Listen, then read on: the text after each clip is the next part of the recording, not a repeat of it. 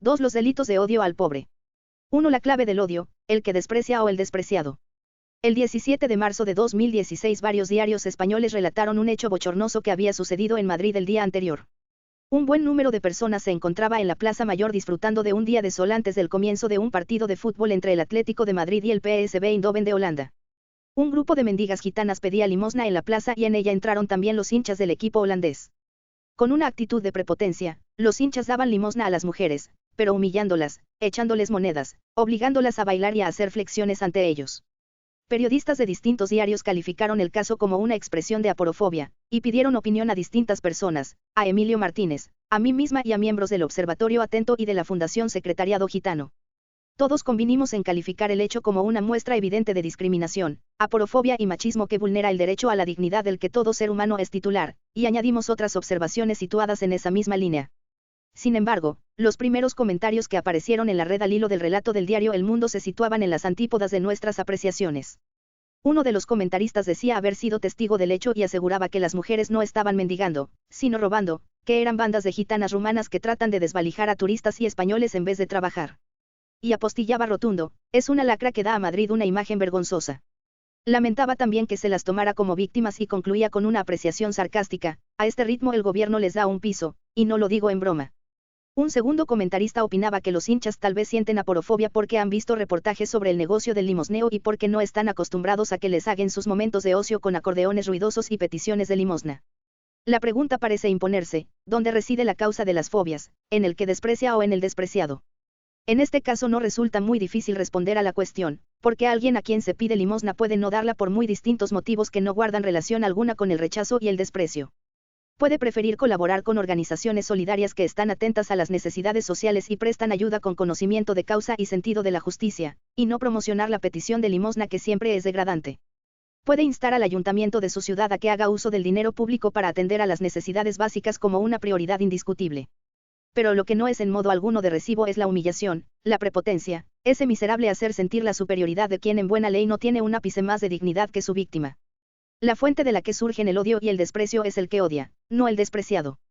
En su libro El discurso del odio defiende André Glucksmann la convicción de que el odio existe, que es preciso superar el buenismo, y aceptar la existencia del odio, y dedica los 3 grandes apartados del texto al análisis de 3 versiones del odio, actuales y a la vez de antigua raigambre, el antiamericanismo, el antisemitismo y la misoginia. En los 3 casos, entiende Glucksmann que la clave del odio reside en quien odia, no en el colectivo objeto del odio. La clave del antisemitismo, afirma, es el antisemita, no el judío.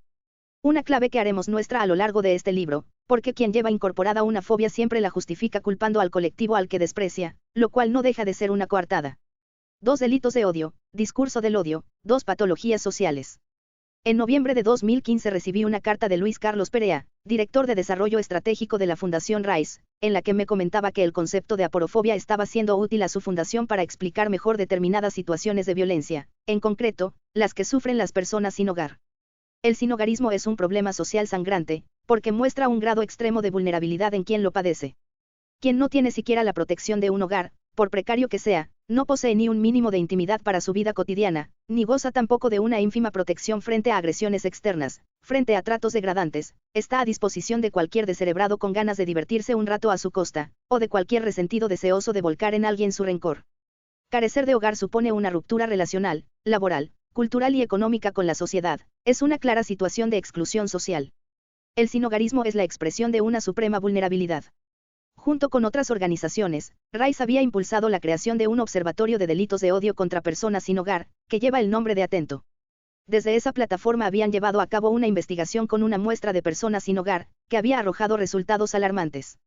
Según el texto que recogía esos resultados, 1 de cada 3 personas sin hogar ha sido insultada o ha recibido un trato vejatorio y 1 de cada 5 ha sido agredida físicamente. Respecto a los agresores, destaca que casi un 30% de ellos son personas jóvenes, que están de fiesta. Por su parte, Cáritas, FACIAM, Federación de Asociaciones de Centros para la Integración y Ayuda a Marginados, y FPSH, Federación de Entidades de Apoyo a las Personas sin Hogar, lanzaron el 27 de noviembre de 2016 una campaña con el lema, Nadie sin hogar, que incidía en 4 puntos fundamentalmente, que nadie duerma en la calle, que nadie viva en alojamientos de emergencia por un periodo superior al necesario, que nadie resida en alojamientos temporales más de lo estrictamente necesario, y que ningún joven termine sin hogar como consecuencia de la transición a la vida independiente. Según el informe de Cáritas Española En qué sociedad vivimos, hay 40.000 personas sin hogar en nuestro país. Esta situación de indefensión y vulnerabilidad es ya en sí misma un resultado de la aporofobia, de la actitud de desprecio al pobre, de desatención generalizada.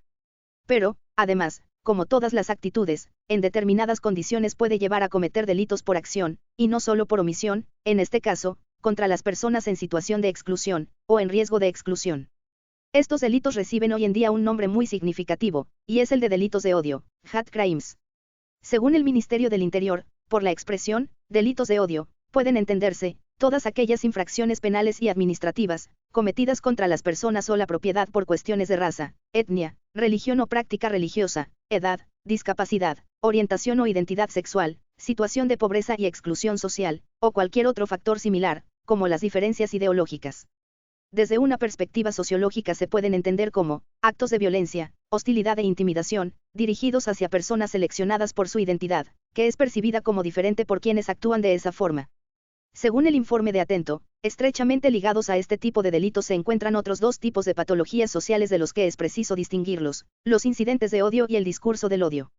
Los incidentes de odio se producen cuando hay constancia de un comportamiento de desprecio y maltrato a personas por pertenecer a un determinado colectivo, pero ese comportamiento no cumple el requisito de estar tipificado como delito.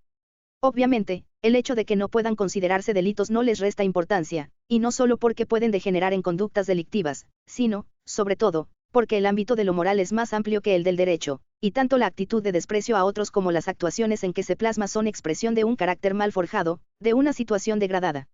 En cuanto al discurso del odio, hate speech, es también, por desgracia, tan antiguo como la humanidad. Consiste en cualquier forma de expresión cuya finalidad consista en propagar, incitar, promover o justificar el odio hacia determinados grupos sociales, desde una posición de intolerancia.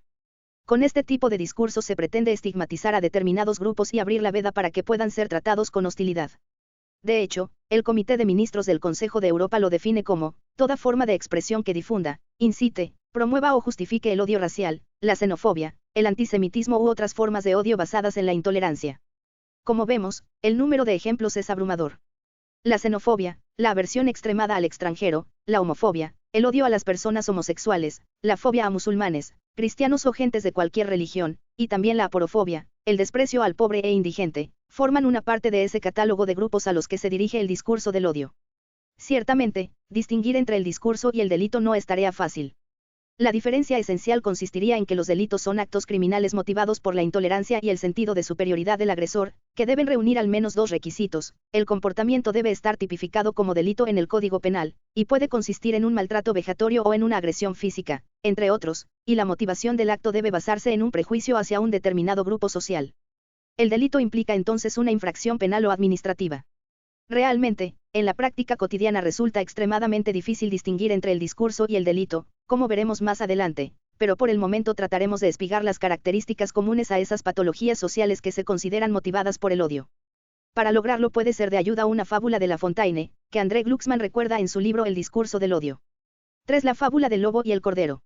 Hace unos meses, al acabar de pronunciar una ponencia en un congreso sobre este tema, un colega me preguntó si el discurso y el delito del odio no pueden ser, a fin de cuentas, expresión de un sentimiento de injusticia, la reacción indignada de quien ha sido maltratado por personas de un determinado grupo o de una determinada clase. Y llevaba razón, al menos en parte, porque no es extraño que reaccionen violentamente quienes han sido dañados y ofendidos. Una reacción semejante no tiene por qué ser la expresión de un odio injustificado, sino que bien puede ser el resultado de un sentimiento profundo de injusticia que alienta un odio ganado a pulso y estalla en indignación. Sin duda, las injusticias, sufridas personalmente o por grupos enteros, humillados y ofendidos, producen indignación y pueden cristalizar en odio. Pero no es a ese tipo de odio al que se refieren los delitos y los discursos de los que hablamos, porque se caracterizan precisamente por no dirigirse contra las personas que podrían haber causado un daño, sino, indiscriminadamente, contra un colectivo. Naturalmente, las agresiones pueden dirigirse a personas concretas, pero no por ser ellas, sino por pertenecer a un grupo. No se dirigen contra esta persona, sino contra un mendigo, un refugiado, una mujer, una cristiana, o una musulmana. La fábula de La Fontaine que recoge Glucksmann en su libro es esclarecedora en este sentido, porque contiene, a mi juicio, los rasgos de estas patologías. Como suele suceder en las fábulas, los personajes son dos animales, en este caso un lobo y un cordero, que, por decirlo de alguna manera, entablan un diálogo. Por decirlo de alguna manera, porque en realidad es un monólogo, en el que el lobo lleva el peso del discurso, mientras que el cordero es como la pared de un frontón, a la que no se concede más protagonismo que permitir que el discurso rebote. La fábula dice así. Y sé que de mí hablaste mal el año pasado. ¿Cómo pude hacerlo si no había nacido? Dijo el cordero. Aún mamo de mi madre. Si no fuiste tú, sería tu hermano. No tengo. Pues fue uno de los tuyos. ¿Por qué no me dejáis tranquilo? Vosotros, vuestros pastores y vuestros perros. Me lo han dicho, tengo que vengarme. Allá arriba, al fondo de los bosques. Se lo lleva el lobo, y luego se lo come. Sin más juicio que ese. Ciertamente, el discurso del lobo es un ejemplo palmario de lo que significa el discurso del odio, pero también el delito de odio, porque reúne características que los distinguen de otros tipos de discursos y delitos. En principio, el discurso se dirige contra un individuo, pero no porque ese individuo haya causado daño alguno al hablante, sino porque goza de un rasgo que le incluye en un determinado colectivo. En el colectivo de, los tuyos, que es diferente del de, los nuestros.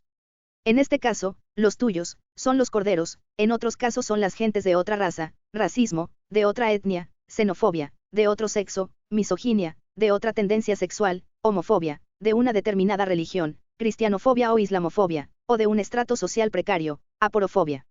Los hinchas del PSB no conocían a las mujeres que pedían limosna en la Plaza Mayor, ninguna de ellas les había hecho daño ni a ellos ni a las gentes que tomaban el sol en la plaza, pero pertenecían a un colectivo, el de los mendigos, que ellos debían considerar despreciable por el modo en que se comportaron. Esta característica diferencia a los discursos y delitos del odio de otras violaciones, porque las víctimas no se seleccionan por su identidad personal, sino por pertenecer a un colectivo, dotado de un rasgo que produce repulsión y desprecio a los agresores. Cada una de las víctimas podría ser intercambiada por otra del grupo con la que comparte el rasgo hacia el que se dirigen la intolerancia y el rechazo del agresor. Es el caso de las gentes que profesan una determinada religión, comparten una determinada ideología, forman parte de alguna raza o etnia o grupo despreciados por los delincuentes. Por eso no es necesario haber tenido ninguna relación anterior con la persona agredida, sino que puede ser totalmente desconocida para el agresor, porque el móvil de la agresión es el desprecio hacia esa característica determinada, no alguna mala experiencia personal anterior. Por desgracia, ejemplos hay en número infinito. El diario El País daba la noticia el 11 de octubre de 2016 de que dos individuos de 29 y 28 años habían intentado quemar a una indigente en Darouque, asaltándola cuando dormía a la intemperie. Fueron los vecinos los que apagaron el fuego con cubos de agua y auxiliaron a la mujer. Y así podríamos multiplicar al infinito expresiones de ese odio frente al desvalido, que no ha causado ningún daño al agresor. Por su parte, un artículo de La Vanguardia de 2015 sobre este asunto recogía 3 casos sumamente expresivos. La presidenta de Vox en Cuenca había recibido una paliza por parte de gentes que despreciaban su posición política, gentes incapaces de tolerar una ideología distinta a la suya, hasta el punto de llegar a la violencia física con una persona concreta. En Granada, un hombre sin hogar había sido apaleado por la sencilla razón de aporofobia. Y en Almería, un joven gay había sufrido una agresión por una razón de homofobia, en este caso, 28 de agosto de 2015. La misoginia, la aversión a las mujeres que se ha plasmado y se plasma en una apabullante cantidad de ideologías, está en la raíz del empeño en impedir el acceso de las mujeres a la vida pública, de relegarlas a cumplir un papel en la familia, el convento o el burdel, sin permiso para salir a la calle sino con un varón, teniendo que pedir autorización para salir al extranjero, sin derecho a voto, y sufriendo esas masivas masacres que se siguen perpetrando en diversos países por el hecho de ser mujeres. No por ser esta mujer, sino por ser una mujer. Lo mismo que sucede cuando el delito se comete contra un homosexual, un transexual, un musulmán, un judío, un cristiano o un pobre por el hecho de serlo. Claro que el daño se dirige contra una persona determinada o contra un grupo determinado de personas, pero no por ser ellas, sino por ser unos, unas. Ese insufrible artículo indeterminado que parece justificar cualquier atropello contra las personas concretas, dañarlas física y moralmente, privarlas de la autoestima, del acceso a la participación pública o de la vida. Y esto sucede en los lugares más corrientes, en las universidades, en las empresas, en la política, cuando se eliminan posibles competidores, no demostrando su falta de competencia, sino desacreditándoles a través de ese impresentable mundo de la rumorología en el que tienen tanto éxito los artículos indeterminados, presentados en la forma de, es un diagonal una, pertenece a. Por eso es tan importante en cada uno de los casos de la vida cotidiana tratar de detectar con fino olfato quiénes son las víctimas, porque a menudo no es evidente. Una segunda característica de los delitos de odio es que se estigmatiza y denigra a un colectivo atribuyéndole actos que son perjudiciales para la sociedad, aunque sea difícil comprobarlos, si no imposible, porque en ocasiones se remiten a una historia remota que ha ido generando el prejuicio, o se forman a través de murmuraciones y habladurías. Los lobos pueden relatar historias sobre los pastores y sobre los perros de los rebaños que los desacrediten a todos ellos, sin necesidad de que hayan nacido todavía. Una buena parte de la población rechaza a cualquier mendigo porque le han dicho que en realidad pertenecen a mafias, y que en general molestan. Los antisemitas cuentan con un sinfín de leyendas negras sobre los judíos, y los que desprecian a las religiones recuerdan las hazañas de las diversas inquisiciones que actuaron en siglos anteriores y guardan un sospechoso silencio sobre actuales inquisiciones que nada tienen que ver con la religión. Por eso, la cuestión no es, este cordero, esta mendiga, este judío, este cristiano, con sus nombres y apellidos, sino la disolución de la persona en el colectivo. En tercer lugar se sitúa al colectivo en el punto de mira del odio, precisamente porque las leyendas negras pretenden justificar la incitación al desprecio que la sociedad debería sentir hacia él, según los inventores de esas leyendas. Y, en ocasiones, alientan acciones violentas contra sus miembros. Me lo han dicho, tengo que vengarme, es el mensaje de obediencia al que se somete el lobo. Repasar la historia de las incitaciones a la violencia contra minorías vulnerables sería el cuento de nunca acabar. Quienes desean librarse de los refugiados políticos y los inmigrantes pobres dicen que vienen a quitar el trabajo, aprovecharse de la seguridad social y, en los últimos tiempos, que incluyen entre sus filas a terroristas enviados por el Estado Islámico, dispuestos a cometer atentados como los de París, Niza, Bruselas, Frankfurt o Berlín. Por desgracia, Donald Trump no es el único que piensa de ese modo.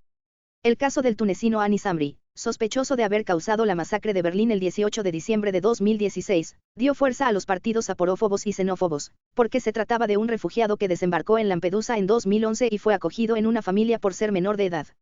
En estos casos, la reacción de los partidos y de las gentes que quieren cerrar filas frente a los pobres que vienen de fuera es la de extender la sospecha y el rechazo a todo el colectivo de refugiados e inmigrantes que vienen a nuestras tierras en condiciones infrahumanas. Este es el elemento distintivo de los delitos de odio, que no se dirige a cada persona por ser quien es, sino por el colectivo al que pertenece. En cuarto lugar, quien pronuncia el discurso o quien comete el delito de odio está convencido de que existe una desigualdad estructural entre la víctima y él, cree que se encuentra en una posición de superioridad frente a ella. Y utiliza el discurso para seguir manteniendo esa sensación de superioridad, como sucede con la ideología, entendida al modo marciano como una visión deformada y deformante de la realidad, que permite al grupo bien situado fortalecer esa superioridad estructural, y mantener la identidad subordinada de las víctimas. Con lo cual no se trata solo de la dificultad de construir una sociedad pluralista, en la que las gentes puedan compartir unos mínimos de justicia y optar por distintas propuestas de vida buena, de vida en plenitud. Es verdad que no es fácil organizar la convivencia en sociedades moralmente plurales, porque articular la diversidad siempre exige una fina labor de orfebrería. Pero en el caso del odio no se trata solo de diversidad, sino de la convicción de que existe una jerarquía estructural en la que el agresor ocupa el lugar superior mientras que el agredido ocupa el inferior. Imposible compartir unos mínimos de justicia, porque no existe una relación de igualdad, no existe el reconocimiento de la dignidad del agredido y del respeto que merece. Los delitos de odio suponen una violación flagrante del principio supremo de la ética moderna, que Kant ofrece en la formulación del imperativo categórico del fin en sí mismo, obra de tal modo que trates a la humanidad, tanto en tu persona como en la persona de cualquier otro, siempre al mismo tiempo como un fin y nunca solamente como un medio. Frente a este principio, el agresor trata a la víctima como un medio porque no le reconoce igual humanidad, igual dignidad, le trata como un objeto, no como un sujeto que debe ser tenido en cuenta. Y, por último, otra de las características del discurso del odio, lleve o no aparejada la incitación a la violencia, es su escasa o nula argumentación, porque en realidad no pretende dar argumentos, sino expresar desprecio e incitar a compartirlo. Sin más juicio, el lobo se lo come, es el final de la fábula. Como es obvio, los delitos de odio imposibilitan el ejercicio de la igualdad, que es un valor clave en las sociedades democráticas, hasta el punto de que Ronald Dworkin la considera la virtud soberana. Por eso, a mi juicio, el camino para superar los delitos y los discursos del odio es la construcción de la igualdad desde la educación, formal e informal, y desde la conformación de instituciones políticas y económicas que la encarnen. Sin esa conciencia de la igualdad, que tiene que ser a la vez racional y sentiente, la dignidad de las personas se ve inevitablemente violada y es imposible construir una sociedad justa. Pero también es inevitable recurrir al derecho penal, administrativo o antidiscriminatorio, para castigar este tipo de delitos. Y no solo porque el derecho tenga una función punitiva y rehabilitadora, sino también porque tiene una función comunicativa. 4. Estado y sociedad civil, una cooperación necesaria. El principal riesgo para que una persona sin hogar sea víctima de un incidente o delito de odio es encontrarse con otra persona que crea que ella no merece su respeto y esté dispuesta a comportarse en consecuencia. Quienes cometen delitos de odio por aporofobia son los únicos responsables de sus conductas. En 2016, el Ministerio del Interior publicó el tercer informe sobre incidentes relacionados con los delitos de odio en España. El registro se ha perfeccionado, entre otras razones, porque las fuerzas y los cuerpos de seguridad del Estado están más preparados para detectar ese tipo de delitos. Sin duda, uno de los obstáculos para descubrirlos es la dificultad de la policía para apreciar cuándo se dan las motivaciones de odio, aversión y rechazo que permiten incluir las infracciones penales o administrativas bajo ese rótulo. El objetivo del informe es minimizar los riesgos que sufren determinados colectivos vulnerables, concienciar a la sociedad y a los medios de comunicación, adoptar una actitud de tolerancia cero y reforzar la confianza de las víctimas en los agentes del Estado. En el informe se declara expresamente que es tarea del Estado proteger a los más vulnerables de la sociedad, entre los que se encuentran las víctimas de la discriminación y el odio. Y entre los delitos se recoge expresamente la aporofobia como odio o rechazo al pobre. Consigna asimismo aquellas expresiones o conductas de intolerancia, referidas al odio, repugnancia u hostilidad ante el pobre, el sin recursos y el desamparado. Naturalmente, en los 3 informes que el Ministerio ha elaborado sobre esta patología social se aprecia una evolución, porque, según el Anuario Estadístico del Ministerio del Interior, en 2013 se registró un total de 1.172 delitos de odio, de los cuales solo 4 eran de aporofobia. En 2014 se registraron 1.285 casos de delitos de odio, 11 de los cuales estaban motivados por la aporofobia, y en 2015 se registraron 1.328 casos de delitos de odio, 17 de los cuales eran de aporofobia. Ante estos datos, el Observatorio Atento se pregunta con toda razón si realmente solo se produjo este número de agresiones, o si ocurre más bien que las personas agredidas no denuncian, convencidas de que no se les va a hacer ningún caso, o bien tienen miedo a las represalias, o ni siquiera saben que se trata de un delito denunciable y punible, o se sienten culpables y creen que su propia situación provoca actuaciones de este tipo, o desconfían de la policía, incluso la temen por encontrarse en situación irregular. Además, como hemos comentado, los cuerpos policiales tienen dificultades para detectar este tipo de delitos, y para los jueces resulta muy compleja la tarea de discernir si un incidente o un delito vienen motivados por el odio, el rechazo o la aversión al sin recursos. Por otra parte, los datos que proceden de distintos estudios son muy relevantes para conocer los perfiles de los agresores. Según la NCH, National Coalition for the Homeless, de Estados Unidos, en los estudios durante los últimos 15 años el 85% de los agresores tenía menos de 30 años y el 93% fueron varones. Entre el 1 de diciembre de 2014 y el 30 de abril de 2015, Atento llevó a cabo una investigación a través de entrevistas a personas sin hogar. Para llevarlas a cabo tuvo en cuenta, entre otros, estos 2 factores, que exista desigualdad estructural entre agresores y víctimas, lo cual obliga a que la víctima tenga una identidad subordinada, y que la persona agredida perciba que la agresión o humillación estuvo causada por su situación de exclusión o sinhogarismo. Atento entrevistó a 261 personas sin hogar y obtuvo resultados muy relevantes, como los siguientes.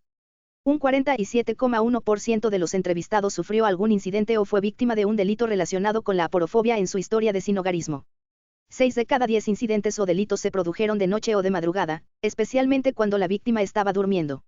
El 87% de los implicados en estos delitos o incidentes fueron varones, y el 57% tenía entre 18 y 35 años. En un 28,4% de los casos, los responsables eran chicos jóvenes que estaban de fiesta. Según los datos, los agresores más frecuentes suelen ser los chavales jóvenes, 38,3% de los casos. Pasando a la actitud de quienes presenciaron las agresiones, 2 de cada 3 de las experiencias analizadas fueron presenciadas por otras personas. En un 68,4% de los casos, los testigos no hicieron nada. El 36% fueron testigos accidentales, 8 de cada 10 no tomaron ninguna iniciativa, y solo un 2,7% llamó a la policía. Solo 15 personas de las 114 que contaron con detalle algún incidente o delito de odio presentaron una denuncia, y ninguna informó de que hubiera habido una sentencia condenatoria. Un 70% de los que no denunciaron los hechos opinó que hacerlo no sirve de nada y un 11% tenía miedo a posibles represalias de los agresores. Ante datos como estos es preciso instar a que los delitos de odio se reconozcan como tales y que se castiguen con las penas que correspondan.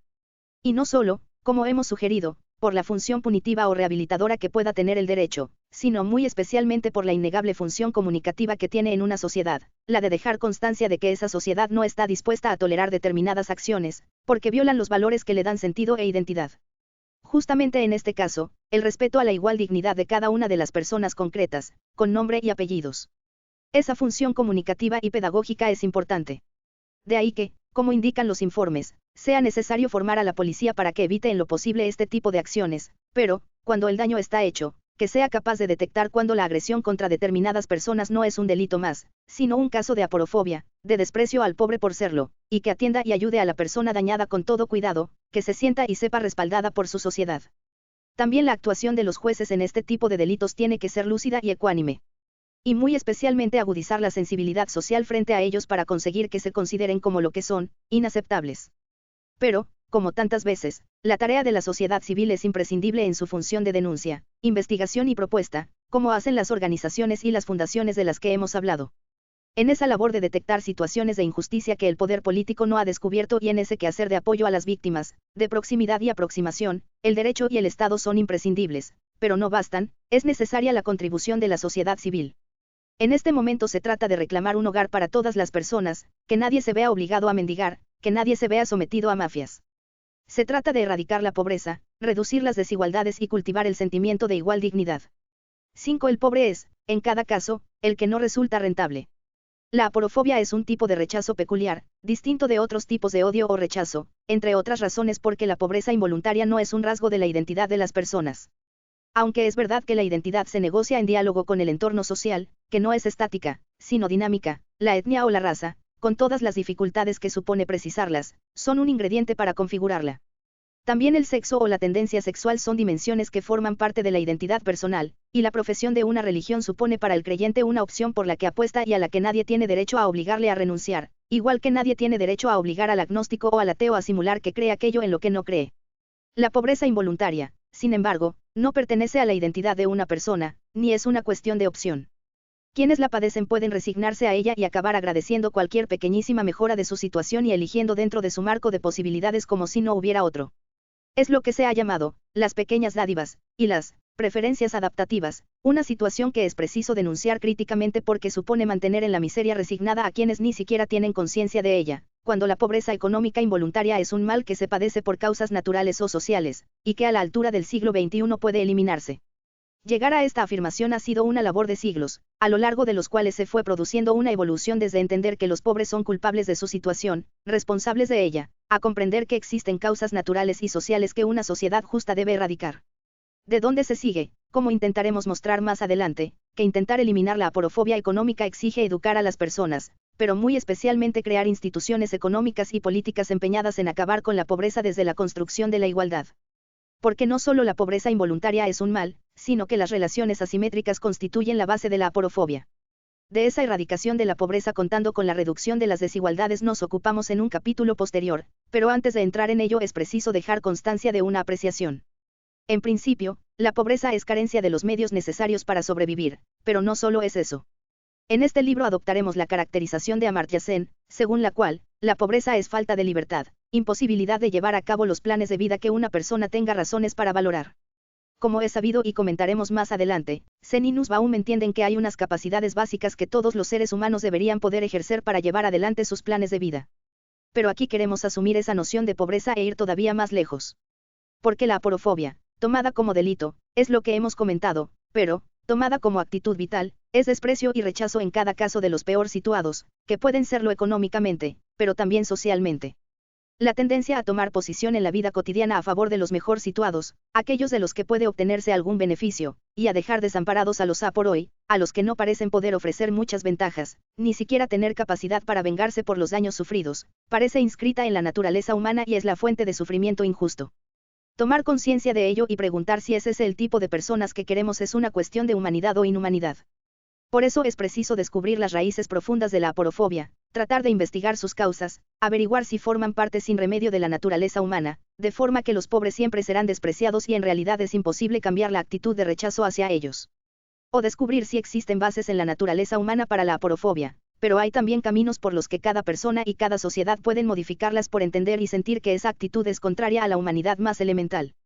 Este es el reto al que se enfrenta la educación moral, que ha de venir acompañada de instituciones políticas y económicas encaminadas en la misma dirección, porque no solo educan las escuelas, las universidades y las familias, sino también las instituciones económicas y políticas y los medios de comunicación.